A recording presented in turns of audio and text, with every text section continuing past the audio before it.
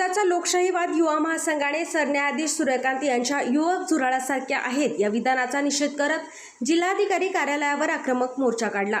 तरुणांनी होय आम्ही झुरळ अशी जॅकेट परिधान करून जोरदार घोषणाबाजी केली। पोलिसांनी रोखण्याचा प्रयत्न केला तरी आंदोलक थेट कार्यालयात दाखल होऊन निवेदन सादर केले आणि प्रतिकात्मक झुरळाची प्रतिमा दिली। युवा महासंघाचे केंद्रीय समिती सदस्य ॲडव्होकेट अनिल वासम यांनी सांगितले की युवक देशाची ऊर्जा, श्रम आणि बुद्धिमत्तेचे प्रतीक असून त्यांची तुलना अपमानास्पद आहे। राज्य सचिव दत्ता चव्हाण यांनी म्हटले की युवक भीक मागत नाहीत, ते त्यांच्या हक्काची मागणी करत आहेत। देश त्यांच्यावर उभा आहे आणि अन्यायाविरुद्ध लढण्याची ताकदही त्यांच्यात आहे।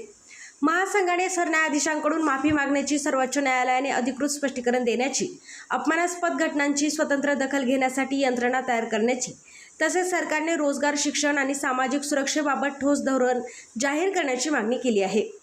आंदोलनात जिल्हाध्यक्ष विक्रम कलबुर्गी, राज्य सचिव दत्ता चव्हाण, केंद्रीय समिती सदस्य ॲडव्होकेट अनिल वासम, बाळकृष्ण मल्याळ, विजय हरसुरे, अश्विनी मामाड्याल, नरेश गुल्लापल्ली, अभिजित निकंबे, दिनेश बडगू आदी प्रमुख नेते उपस्थित होते। निवेदन महामहिम राष्ट्रपती, पंतप्रधान आणि सरन्यायाधीश यांना पाठवण्यात आले।